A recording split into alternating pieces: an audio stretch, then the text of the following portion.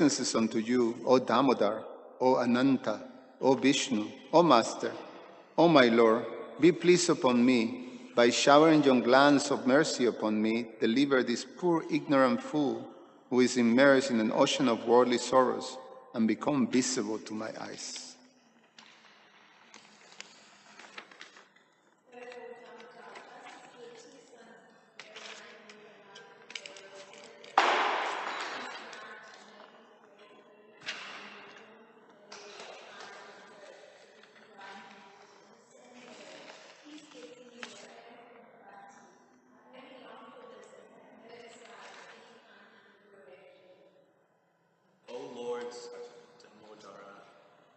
First of all, offer my obeisances to the brilliantly effulgent robe which binds your belly.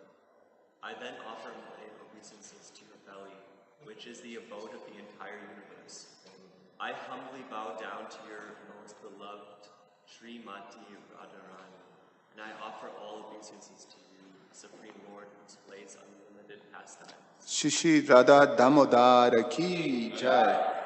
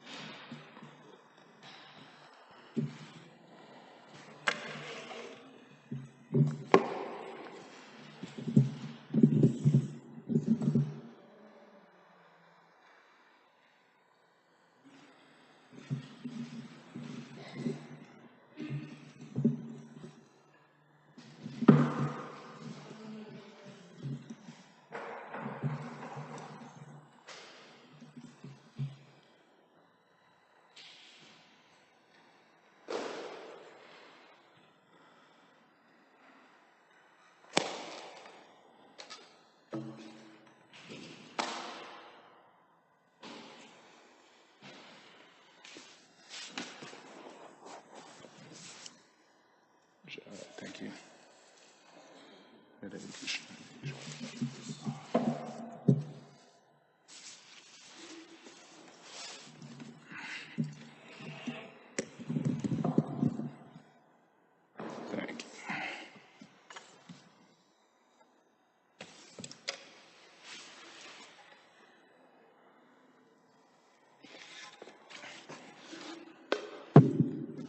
Jaya Radha Madhava Kunja Bihari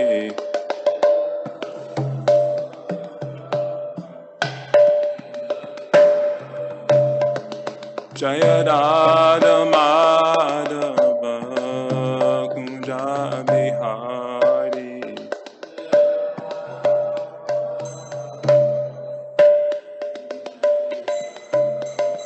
Jaya Gopi Janavallabha Girivara Dali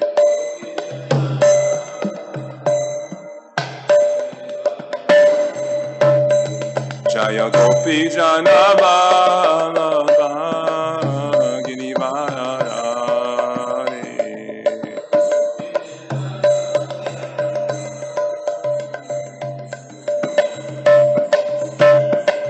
Jasoda Nandana Brajajana Rajana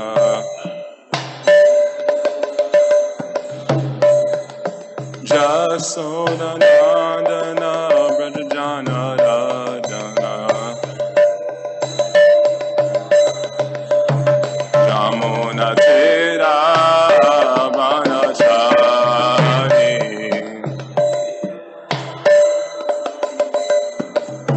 Jamuna Tera Vanachari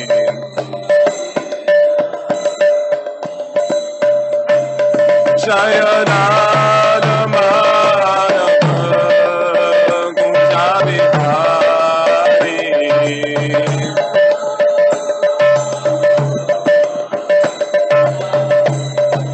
Jaya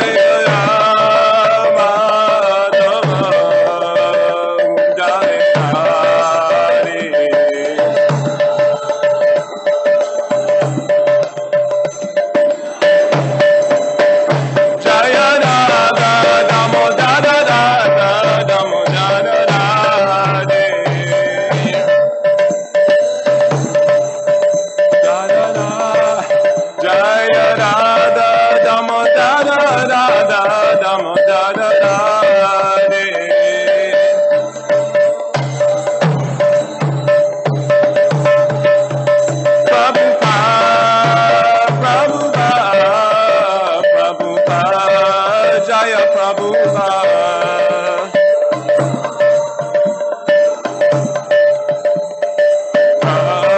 Jaya Prabhupada. Srila Prabhupada ki. Jai. Thank you everyone for coming. Om Namo Bhagavate Vasudevaya. Om Namo Bhagavate Vasudevaya. Om Namo Bhagavate Vasudevaya. Narayana Namaskritam Narom Cheva Narottamam Deva Saraswatam Vyasam Tato Jayamudiraya Nashapareshu Abhadreshu Nityam Bhagavatsa Sevaya Bhagavati Uttama Shloke Bhaktir Bhavati Naishtiki. Thank you everyone for coming. Jai Hare Krishna. What's your name, Prabhu? Sander? Jai, nice to meet you, Sander. Jai. My name is Jaya Baladev Das. Nice to meet you. Thank you for coming. Today we'll be reading from the Srimad Bhagavatam, Canto 10, Chapter 52, verse 27 through 28. 29? Okay, so a curveball. There's a saying, always plan for the fact that no plan ever goes according to plan. But since there are only 2 verses away, I'm sure I could tailor it a little bit. Let's see, 29 and 30. Okay, great. Let's see. Okay, good. Maybe I can tailor. So verse 29 is on the board, I believe. Yes. Let's see.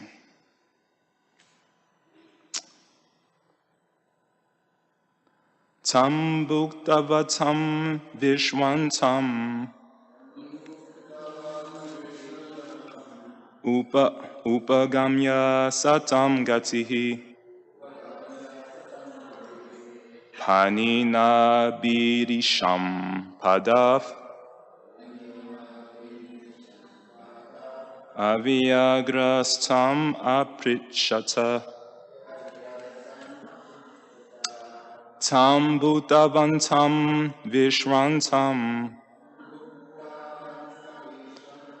upagamya satam gatihi panina bimam rishan padav aviyagrastam apricchata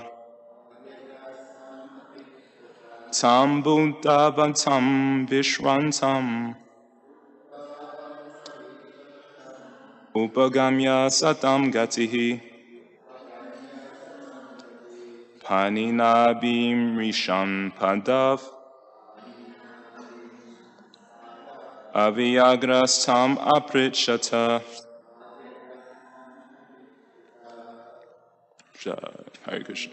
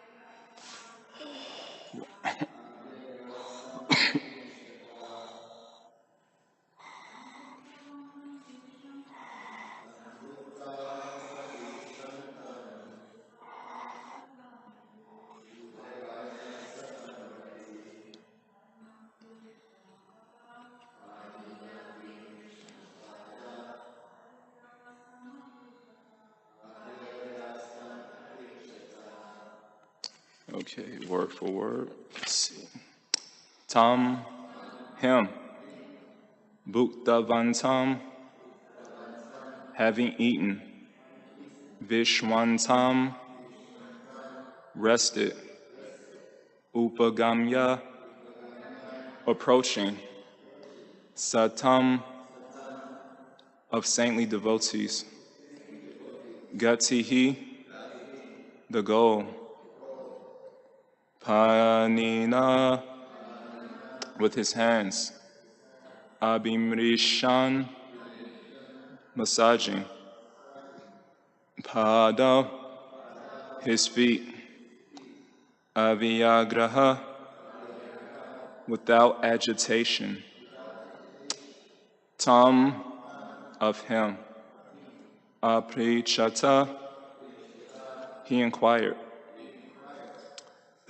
Translation and purport by the disciples of A.C. Bhaktivedanta Swami Prabhupada Ki Jaya. Translation. After the Brahmana had eaten and rested, Sri Krishna, the goal of saintly devotees, came forward, and while massaging the Brahmana's feet with his own hands, he patiently questioned him as follows. Text 30 with translation purport.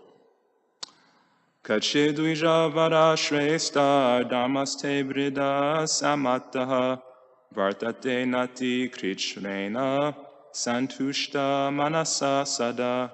Translation. The Supreme Lord said, O best of exalted Brahmanas, are your religious practices sanctioned by senior authorities, proceeding without great difficulty? Is your mind always fully satisfied? Purport. Here we have translated the word dharma as a religious practice, although this does not fully convey the Sanskrit sense of the word. Krishna did not appear within a secular society. The people in Vedic times could hardly imagine a society that did not understand the need to obey God's law. Thus, to them, the word dharma conveyed a sense of duty in general, higher principles, prescribed duty, and so on. It was automatically understood that such duties were within a religious context. But religion in those days was not a specific aspect or department of life, but rather a guiding light for all activities. Irreligious life was considered demoniac, and God's hand was seen in everything. Amagyan samanandasya gyananjana shalakaya shakshumilitam yena tasma shri guruve namaha shri chaitanya manobishtam stapitan yena bhutale swayam rupa kadamayam dadati swapadantikam vancha kalpaturubhyascha kripa sindhubhya evacha patitanam pavinebhyo vaishnavebhyo namo namaha jai shri krishna chaitanya prabhu nityananda shri advaita gadadhar shivasari gopattabinda Hare Krishna, Krishna Krishna, Hare Hare, Hare Rama, Rama Rama, Hare Hare. Jai, thank you everyone for coming. So it's not so much of a curveball since today's verse focuses on Brahmanas. And so before I begin, I'd like to offer my gratitude, of course, to everyone that's present here, and of course, the most significant people in my life, my mother and my brother, His Grace Jaya Jagannath Prabhu, and most recently, Vaidyanatha Prabhu, and Prabhupada disciple, and he's also the elder brother of His Holiness Satchidananda Maharaj. I'm very fortunate I got to spend a lot of time with him and his wife, Nityasiddha Devi Dasi, and unfortunately, when he left Chicago, he found out that his father passed away when he left on Sunday, that morning when he left. So that's unfortunate. He had to leave in Chicago, but it's just a reminder of us how we should become very serious about our Christian consciousness, because in the final analysis, nobody knows when they're going to leave this place. So why focus on so many irrelevant things in our life? So therefore, that's why we try to do our best to connect to the Krishna and through the Bhagavatam and through our chanting and through devotee association. So, but thank you for the association for sure. I'm very grateful for that.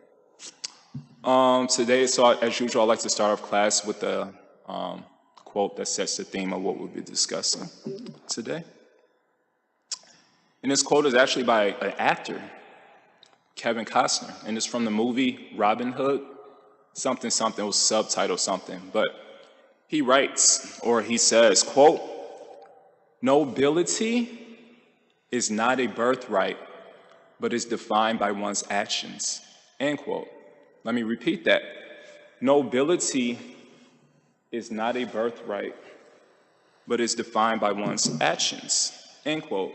So in this regard, it should be pointed out that in the previous verse, well, first of all, it should be pointed out that since these series of verses are describing brahmanas, we can understand from our teachings that there are essentially two kinds of brahmanas: birthright brahmanas and upright brahmanas.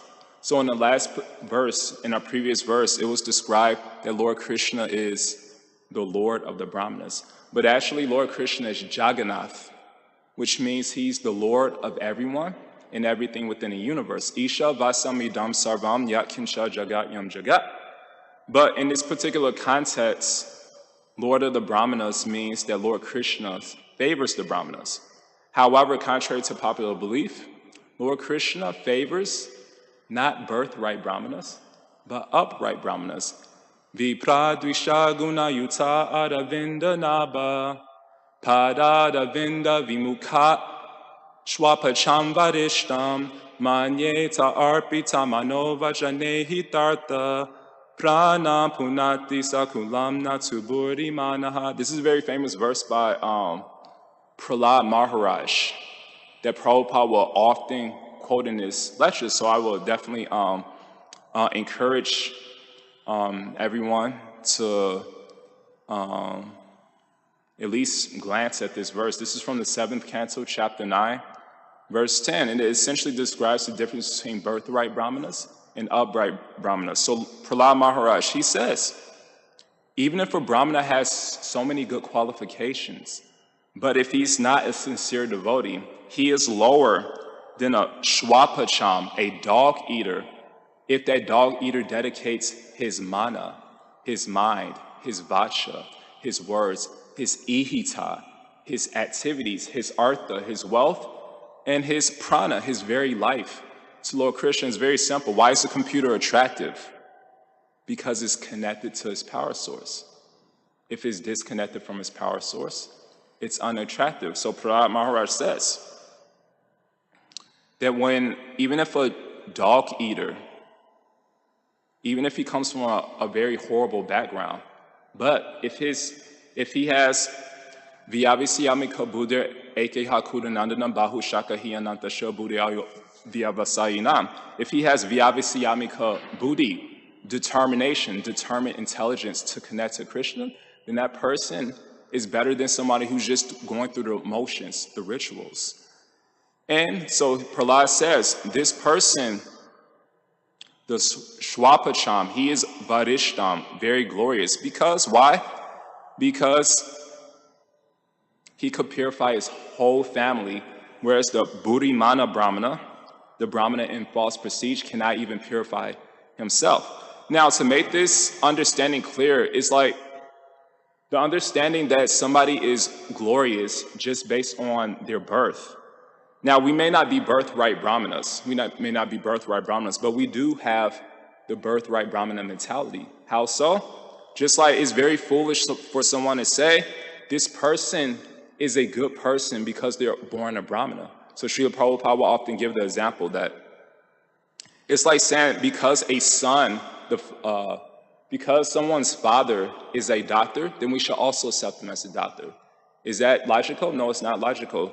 So to accept somebody as a good person based on their birth, like I said, we may not be birthright brahmanas, but we also have this mentality. And what's that mentality?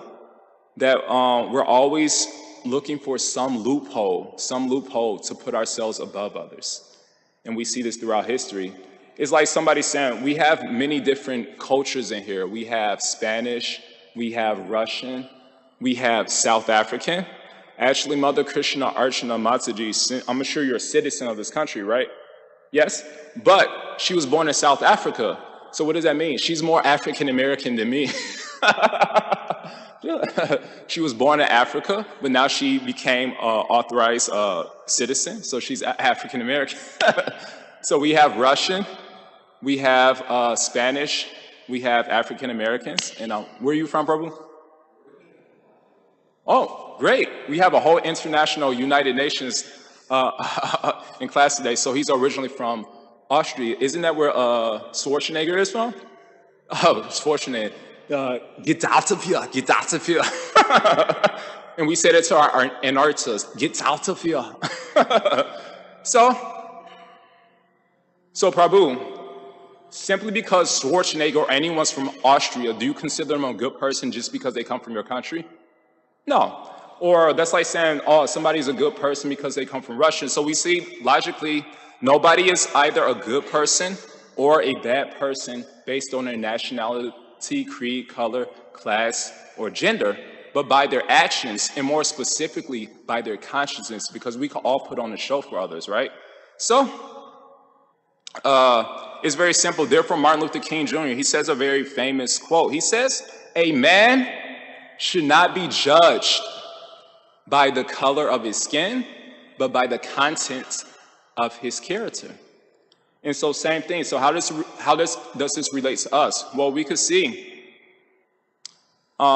this relates to us. You could say a similar thing. A man should not be judged by the name of his institution, but by the exhibition of his integrity. And so my classes, I try to make them relevant for our own life in these days. So we see that it's very simple. Just as you would not accept a person as a good person or a bad person based on the country you came from, your skin color, your language, whatever. So we see in the pastime of Putana, some of the Brajabasis, they said, Putana, she is a good person. Prabhu, why do you say that? Because she looks good.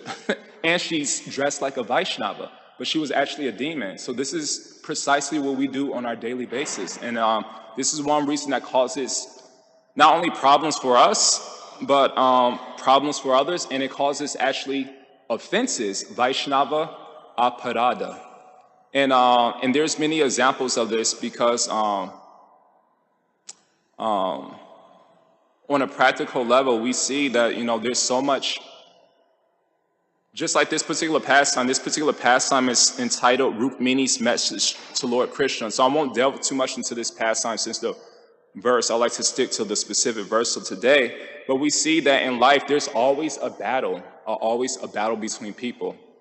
And what's the battle over? Persons, places, things, and circumstances. People are always battling each other over persons, places, things, and circumstances. In this particular pastime, it's described that there was a battle between a person, Rukmini Devi. Rukmini Devi wanted to marry Lord Krishna, but her brother Rukmi was envious of Krishna and did not want it, so there was a battle. So we see that there's always battle between others. So just because you're the same skin color, do all African Americans get along? No, there's a battle with people inside your culture, with people outside your culture, right? So in this particular pastime, it's described that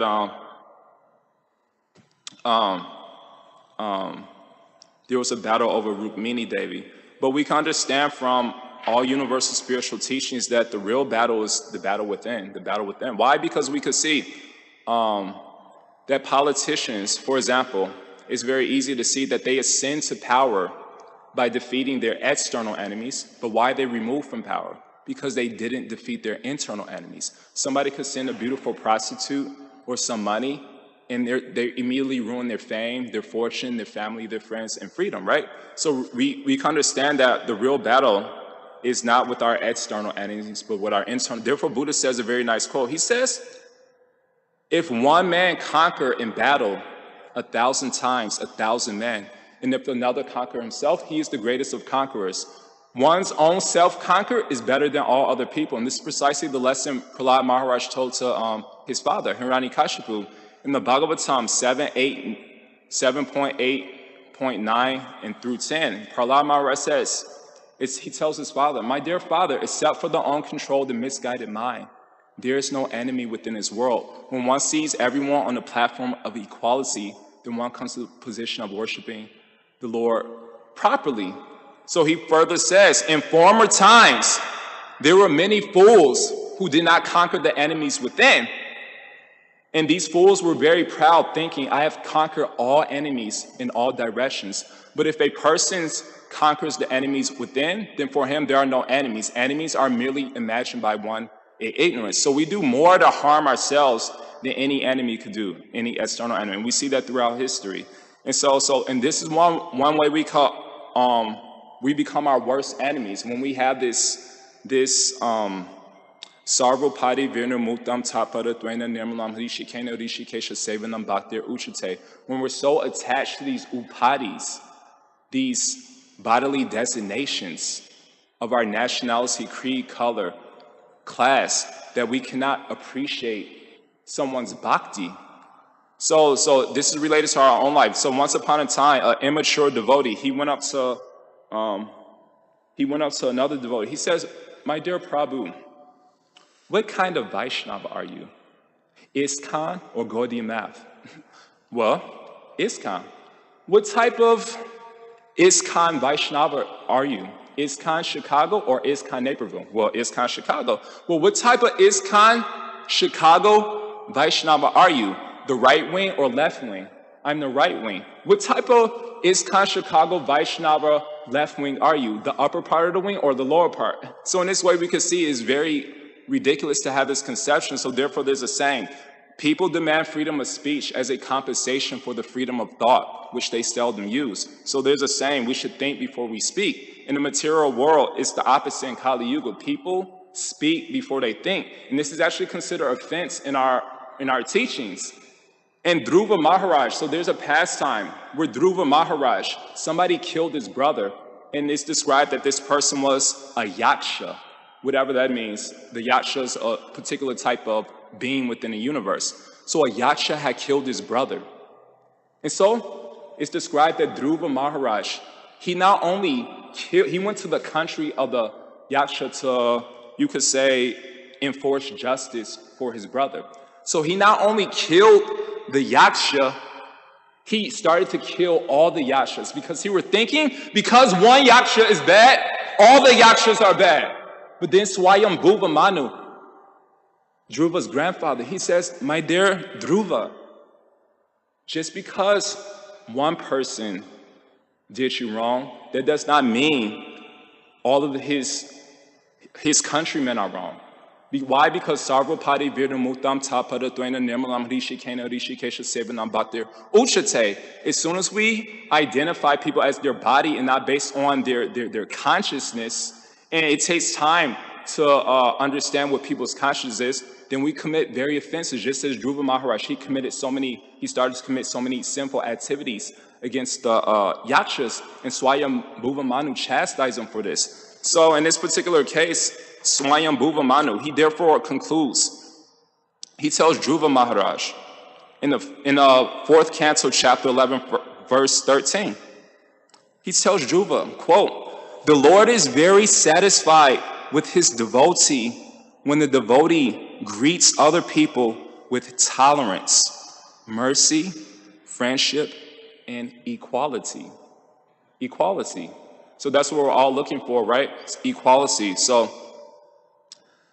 there's another similar pastime where Prahlad Maharaj. So once upon a time, does everyone have their phone briefly? Does anyone have database? So we could read a couple of passages. So can you go to the 7th canto, chapter 7? Then I'll tell you which verse. So there's a pastime where when the demon Hiranyakashipu, he went off to perform austerities, great austerities in the forest.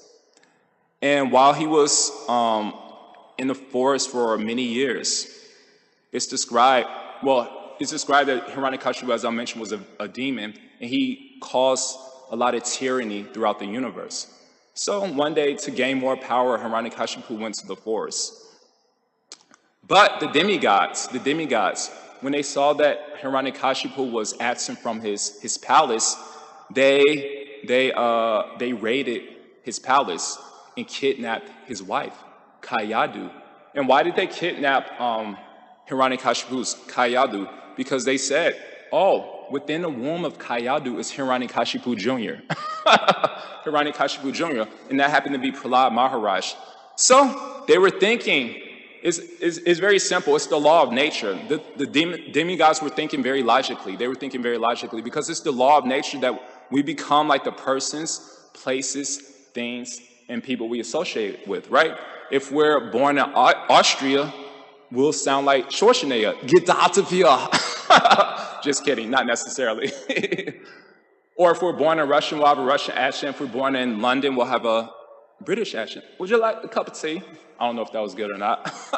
But that's the law of nature. Whatever we associate with the most, that we become, right? It's the law of nature. So the demigods were thinking, because Prahlad Maharaj is the son of Hiranyakashipu, then it's only logical that we'll have another generation of tyranny throughout the universe. So therefore, they kidnapped Kayadu, the mother of Prahlad Maharaj, so that when she gave birth to Prahlad Maharaj, that they would kill the child, actually. But when they're in the process of kidnapping Kayadu, Narada Muni, the great transcendental spaceman, he travels all over the universe unrestricted because his bhakti is his passport. We need a passport because our bhakti is a little shallow. He doesn't need one, so he could go anywhere unrestrictedly. So Narada Muni, he stopped the demigods. He says, my dear Indra, do not harm this child because you cannot judge a book by its cover. Even though Prahlad was born in the family of demons, this does not mean he is a demon. So like Martin Luther King says, a man should be judged not by the color of his skin, but by the content of his character. So Narada Muni said the same thing. A person should be judged not by I'm trying to make something clever on the spot, not by them being born in a family of demons, but based on their devotion, basically.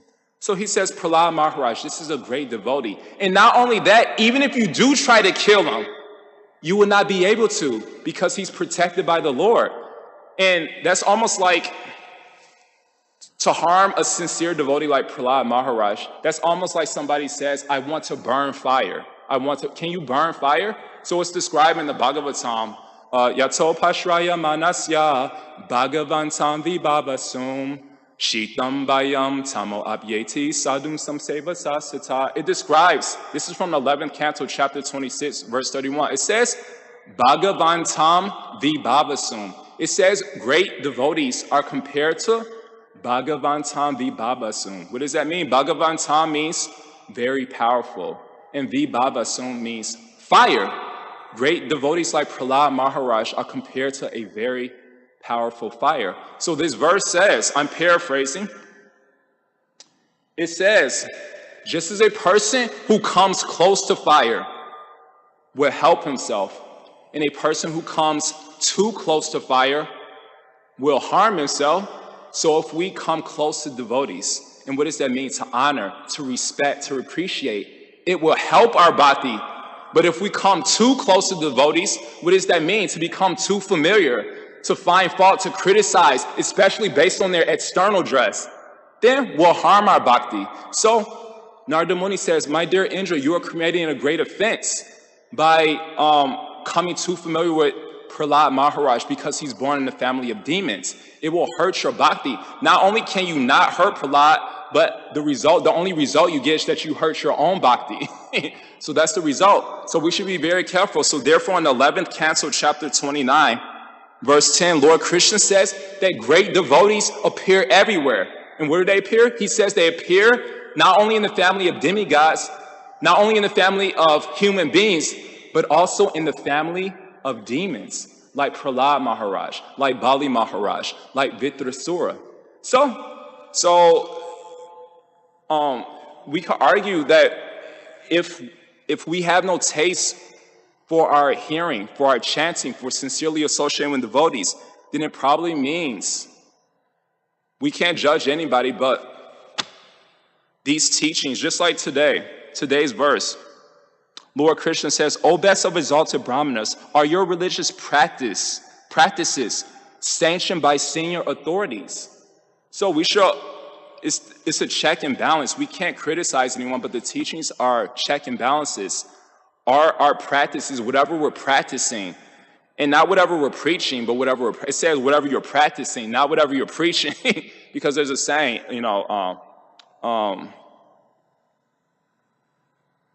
we should practice what we preach, basically, right? So the real preaching is, what are you practicing, right?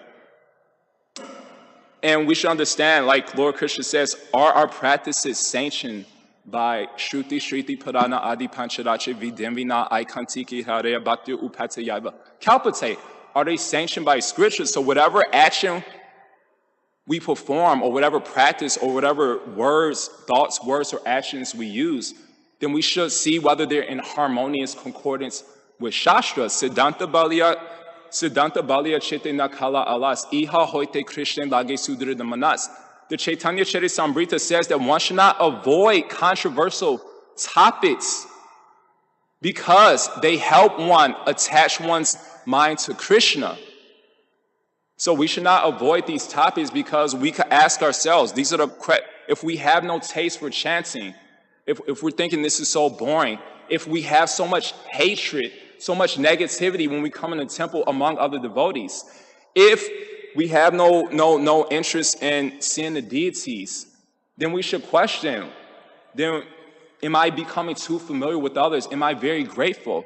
And we could always, there's a verse that says, Tate anukampam susamichamana bunjana eva makritam vipakam hre vapu bebedada namaste jiveta yomuti padesiddhaya bhat. This is a very famous verse by Lord Brahma, and he says that even when we're suffering our sinful reactions, a sincere devotee, he still offers his thoughts, words, and actions to the Supreme Lord, having the faith that he will achieve liberation in the end. So he tolerates his sinful activities. Now the problem is that when we come to devotee association, we may arrogantly and ungratefully say, what did I do? What sinful actions did I perform to achieve this association of these devotees? I'm not surrounded by any pure devotees. Then if that's the case, then Krishna will take you away from the devotees. And that's also good because when we're beat up by the material world, then we become grateful for the association for whatever Krishna provides us, And so we could find always someone's situation is much worse than us. I just met one new devotee recently who came to the temple for the last couple of weeks. And he told me, I was like, oh, do you drive? I says, do you drive? He's like, no, I cannot drive because he has something called, if I'm correct, something called optic atrophy, meaning that he may go blind. He may go blind unless he has some stem cells or something. I don't know all the technical terms. I think, Alion probably knows it more than me. But he's saying, so the whole point is that you could always find, but he says when he came to the temple, he was feeling horrible. But when he was among the association of devotees, it made him feel much better. Now we could ask ourselves, we have our eyes, we have all our facilities. And if we say, oh, when I wasn't at the temple, I was feeling good until I associate with devotees. Then if that's our mentality, then we could see, then we'll find no happiness in this world. We'll just complain and lose our Christian consciousness. So we should be very serious. It's not like we should always take devotee association lightly, just joking around. They do that in the material world. We should be very serious and very respectful and grateful for whatever association Christian provides us with. And so maybe the last point I would like to make is actually, Prabhu, to keep you awake. Vaishnava Sevananda Prabhu. So to drive the point home, can you read from the Bhagavatam, 7th canto, chapter 7, verse 10? Is that other microphone working? Yeah, 7, 10. Yeah. So here, and the reason is that it's very nice because Lord Krishna said, are our religious practices sanctioned by senior authorities? And we're hearing from, I don't know who we're hearing from, either from Prahlad or about Prahlad Maharaj. But anyways, I'll mention something about, there's a exoteric meaning of senior and the esoteric meaning of senior. Although Prahlad was junior in years, he was senior in wisdom. So he was a Mahajan, Mahajano Yenagata Sampantaha. And among the Mahajans mentioned by Yamaraj, Prahlad Maharaj is one of those senior authorities. So we should understand. So here's what it says, either by Prahlad or about Prahlad. So can you read 7th Canto, chapter 7, verse 10? Narada Muni replied. And make sure it's clear. Narada Muni replied, the child within this woman's womb is faultless and sinless. Indeed, he is a great devotee, a powerful servant of the Supreme Personality of Godhead. Therefore, you will not be able to kill him. Yeah, just like you cannot harm fire. That's like burning fire. Can you read the purport, please?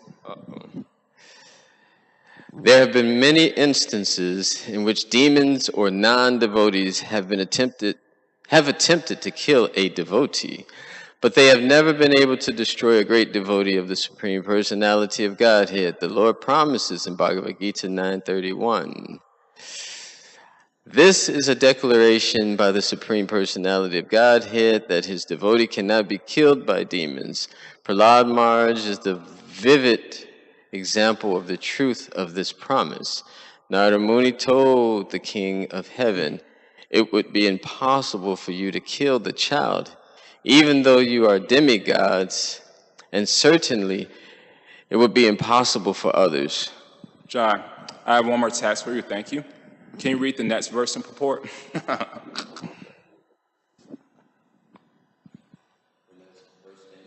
Yeah, verse 11 in the purport. Okay. When the great saint Narada Muni had thus spoken, King Indra, being respectful to Narada's words, immediately released my mother. Because of my being a devotee of the Lord, all the demigods circumambulated her. Then they returned to their celestial kingdom. Purport by His Divine Grace, A.C. Bhaktivedanta Swami Srila Prabhupada Ki Jai. Although King Indra and the other demigods are exalted personalities, they were so obedient to Narada Muni that King Indra immediately accepted Narada Muni's words concerning Prahlad Maharaj. This is called understanding by the Parampara system. Indra and the demigods did not know that a great devotee was in the womb of Kayadu, the wife of Hiranyakashipu. But they accepted the authoritative statements of Narada Muni and immediately offered their respects to the devotee by circumambulating the woman in whose womb he was living. To understand God and the devotee by the Parampara system is the process of knowledge. There is no need to speculate about God and his devotee. One should accept the statements of a bona fide devotee and thus try to understand. Jai, thank you. So Prahlad was speaking in that verse, and he's considered one of the senior devotees. And so even Shukadeva Goswami, he was only a 16-year-old boy, but Srila Prabhupada says, even though he was 16, he was considered senior. Same with Prahlad Maharaj, same with Dhruva Maharaj, more or less. He wasn't senior at first. He kind of acted like a child at first. But we see even Jesus, when he was 12 years old boy, he went to one temple, and they were amazed at his wisdom, and they were thinking he's such a spiritual prodigy. So we see, if we want to stick to Prahlad and Hiranyakashipu, Hiranyakashipu had the body of an adult, but he had the mind of a child. Why? Because he was proud, he was envious, and he was vengeful, tick for tat, childish stuff. But Prahlad Maharaj, he had the body of a child, but he had the mind of an adult.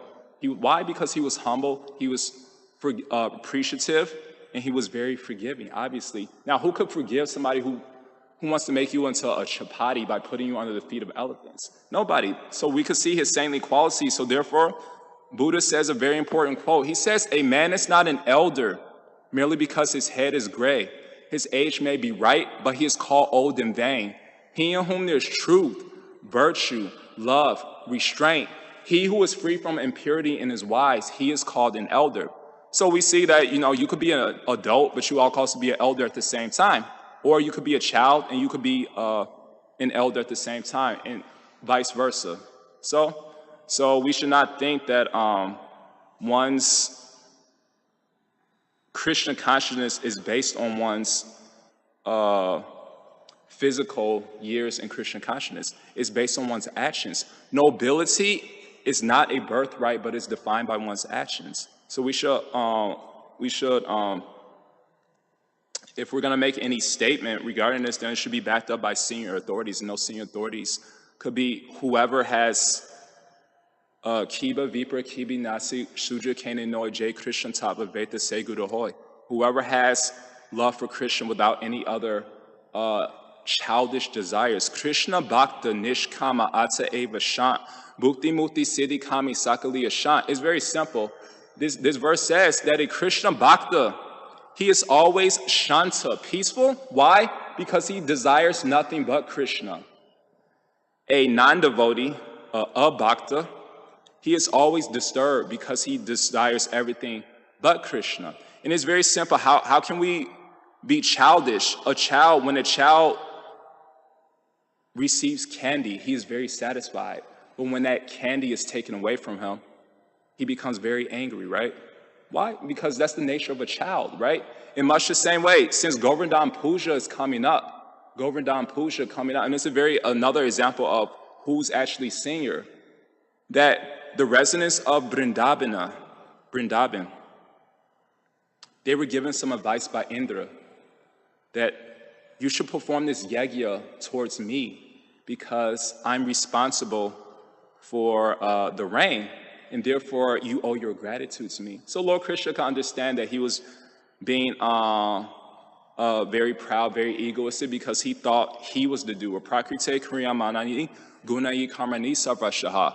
Ahankar, he had the false ego that whatever he's doing in life is his doing. And now, how do we know whether we have false ego? It's very simple. That one time, Srila Prabhupada, he went to a group of scientists. And he tells these scientists, because we know these scientists, people glorify them for their inventions, their discoveries, etc. But Prabhupada, he very much humbled them. So he told one scientist, when he was in Australia, I believe, he says, you are a scientist and you have a good brain, but you cannot manufacture the brain. But who has manufactured your brain? So Prabhupada says, we are glorifying the brains of scientists, but we are not glorifying the scientist who has made the brains of the scientists. So what is Prabhupada saying? He says, if we cannot create the brain, then how can we take credit for anything created by the brain? So Indra, he cannot create this brain. If he cannot create the brain, that means he cannot create the rain. So it's only ahankar, false ego, that I'm actually giving this rain, and therefore it's their duty to show me gratitude. And so in this way, Krishna, as a 7-year-old boy, could detect their pride. So in this way, one day Lord Krishna, as a 7-year-old boy, of course, Indra did not know. He was covered by Yoga Maya, the Lord's illusory potency. So he just saw Krishna as an ordinary 7-year-old boy. He did not know that he was the supreme Lord of all that be. So one day, in the process of performing the Indra Yagya, the sacrifice towards Indra, Krishna, as a 7-year-old boy, he went up to his mother and father, his father, Nanda Maharaj. He says, my dear father, what are you doing here? What type of sacrifice is this? And as such, Nanda Maharaj says, yes, it's a sacrifice towards Indra. Indra, we have to be grateful for him because he's given us the rain, etc. So Lord Krishna says, Indra, he's basically an idiot. He pours water on the ocean. Does the ocean need it? It's his duty to pour rain. So you don't need to offer sacrifice to him. So, just offer sacrifice to the hill, Govardhan Hill. In this way. So basically, Lord Krishna says, you should be grateful more to a rock, a mountain, more than Indra.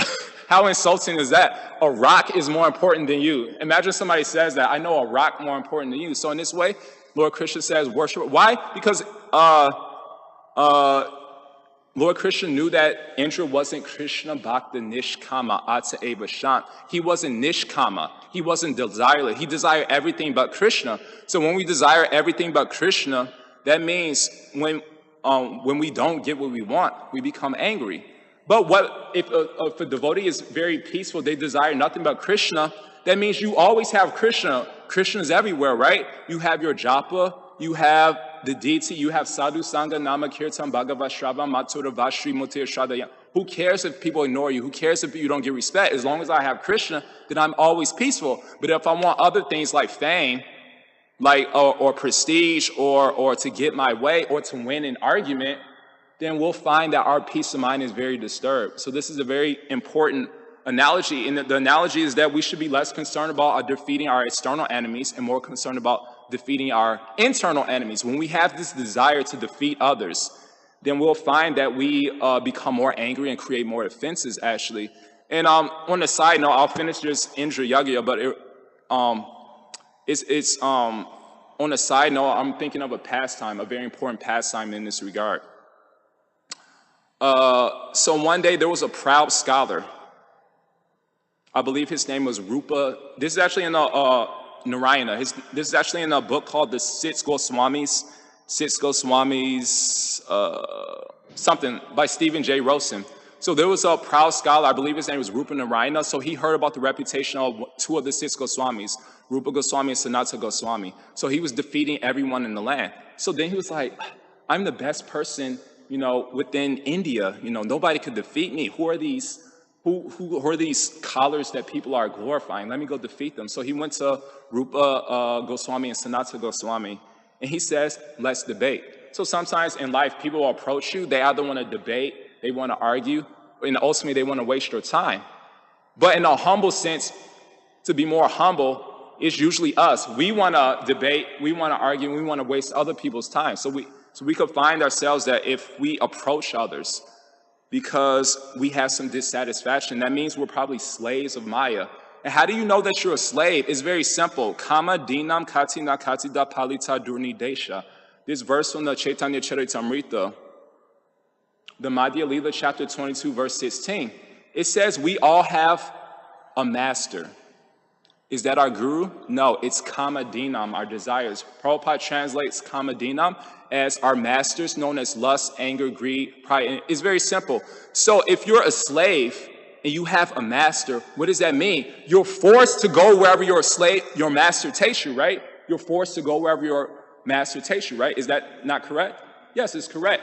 So in much the same way, because this proud scholar, he was a slave of his ego. I want to be the greatest scholar in all of India.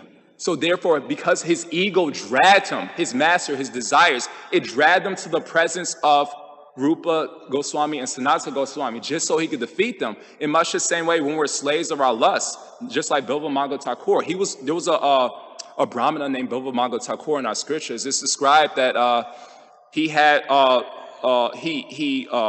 united with one prostitute, and after uniting with her, that's all he could think about. And so then when he was performing the funeral rites of his father, after he performed the rites, there was a great thunderstorm. And it was like a tornado, a hurricane, but still he was like, I gotta see this woman. Her name was, what was her name? Chintamani. I have to see Chintamani. So after performing the funeral rites of his father, he went out in the middle of a tornado, in the middle of a thunderstorm. He crossed a raging river. He grabbed onto a dead body, using it as a floating device. And when he got onto the other side of the river, he went up to the premises of Chintamani's house. Then he climbed up a rope. When he jumped over the fence, he realized it wasn't a rope he grabbed, it was a cobra. But he was so fast, even the cobra was like, what just happened? That's how lusty he was. He's like, I want to do my business now. So then he went to the home of Chintamani. He knocked on her door. Then he was like, Then she opened her door. She was like, this is pathetic. So she says, if you truly want to be free from your slave master, you could say it was her, but it was lust. It was his slave master. Then go to Vrindavan. You will find some actual satisfaction where you meet some sincere Krishna bhaktas. So the whole point is that you know, whatever our desires are, just as a slave master drags his slave wherever he wants to go, so also our desires drag us in so many dangerous situations. Why? Because, it's very simple. How do we become free from shackles? Can you say, how do you become free from shackles? Yeah, you break them or you find the key, right? The key. So what's the key to becoming free from Maya's shackles? Well, there's a saying, as far as sometimes we're shackled by vengeance, right? Vengeance will take you wherever, that the master, the shackle, will take you wherever you want to get vengeance, right? Towards that person. So how do you become free from the shackle of vengeance? With forgiveness, right? For every bad quality we have, for every bad quality we're shackled by, then we try to cultivate the good qualities. So there's a saying, forgiveness is unlocking the door to set someone free and realizing you were the prisoner. So I'll conclude with this. So the final analysis, Krishna, he humbled Indra. And he says worshiping a rock is better than worshiping Indra. He wanted to incite the anger of Indra on purpose. This does not mean we should purposely incite the anger of others, but sometimes just existing, people don't like you. So what to do? What to do? That's not your fault. That's their fault. So, but this is a very important lesson that Indra, he was like a child. When a child gets candy, he's happy. And when he doesn't get candy, he's unhappy, right? So when people took Indra's advice, he was happy. When they took Krishna's advice, especially a 7-year-old boy, you're going to take the advice of a 7-year-old boy over me? I've been practicing this spirituality for, thousands of years. That's very humbling, right? So much the same way that sometimes happens in our community. Sometimes people take our advice, and sometimes people take other advice. Get over it. Get off your high horse. It's going to happen whether you like it or not. But the problem is that you cannot control that. But you harm yourself like Indra. Because he was so angry that somebody took his advice, Christian's advice over his, he conjure up the universal devastation, the rains and the thunder that only come at universal devastation to kill the residents of Vrindavan.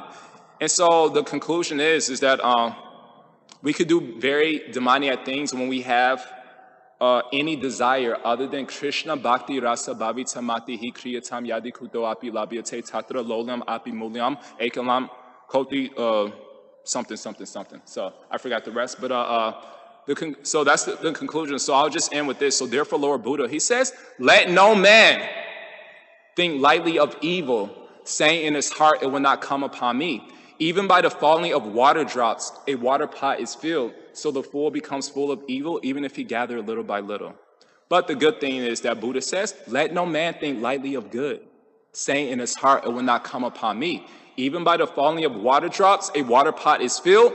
The wise become full of good, even if he gather little by little. So let's become full of good by gratefully associating with devotees, hearing the Bhagavatam. But if we want to hear Netflix all the time, go on people's Facebook and become envious that others are successful and we're not successful, if we want to waste our time with movies, then you'll find that you may do things to a greater or lesser degree that you'll really have to suffer from.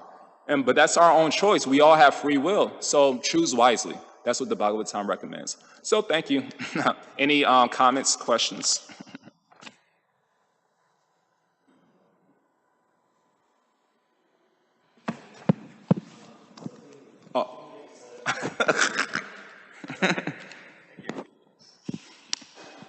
Some of the things you said made me think about how I often avoid controversial topics with people. A, because I have the fear of losing the respect of my community or something. Or also, I think somehow like it's best to make change within oneself. But how do we find the balance of focusing inward towards God as opposed to like making change in the world and trying to make it into what we want it to be? Very beautiful. And you used the word balance. And So this is, just a spontaneous answer. What I could think there could be many answers, but how do we? I mean, there's a saying by Gandhi: "Be the change you want to see in the world." You have no control over changing others, but you do have control over changing yourself. And it's very nice. So this very famous verse by Prahlad Maharaj, I quoted at the beginning. Vipradvishaguna yuta aravinda naba paradavinda vimukha shwapacham vadishtam manyeta arpita manovachanehi tartha pranam punati sakulam natu buddhimanaha. This verse says that we shouldn't be overcome by buddhimanaha, false prestige. And with false prestige, sometimes that we have, the false prestige that we could change others, actually. The ego, the conception that we're Krishna, we're the controller, we have the ability to change people's hearts. And how do we know? So sometimes when you do devotional service and you're very sincere in your practices, or when you do anything in life, if you do anything good in life, it doesn't matter whether it's devotional service or any occupation, definitely people are going to appreciate it sometimes, right? If you're a musician, if you're a good writer, if you're a good devotee, people come and say, Prabhu. So as far as devotional life is concerned, sometimes people, whether great or small, sometimes people may call to us, Prabhu, you have changed my life. You have purified me. You are my guru. So that's like a boost to the ego, just like they were doing it to Indra. Indra, we are so grateful you are our guru. So Indra was like, yeah. But we should be humble with ourselves. We should give others a test whether we're truly changing them. And what's the test? Just like when you go to school, when a student goes to school, the teacher may ask the student, have you changed your conceptions? Do you understand the subject matter? And the students may superficially say, yes. So in much the same way, people may superficially tell us, you've changed my life. But we see that a teacher, they give the student a test to see whether they're truly changed. So sometimes people may come to us and say, oh, you've changed my life. You purify me. It's like, really, all the millions of years of sense gratification you've done, I've changed your life in like one lecture, huh? Really. So we have to ask ourselves, be humble with ourselves. Not that we ask people, but if we want to humble ourselves, if people are truly boosting our ego and saying, you've changed my life, then we may question, really? I've changed your life? Let me give you a test. Are you chanting 16 rounds without fail every day? Well, no. Have you given up watching TV? Well, no. Have you given up Netflix? Well, no. Have you given up other things on the internet? We know what that means. Well, heck no. Have you read Prabhupada's books? Well, I'll read a verse here and there. Well, then how have I changed your life? Well, your lectures are very funny. So there's a saying, never underestimate your power to change yourself. Never overestimate your power to change others. Kama dinam katina katida palita durnidesha. We should understand that people's real masters is not us. It's their kama dinam, their desires. And we should be humble with ourselves when people want to boost our ego.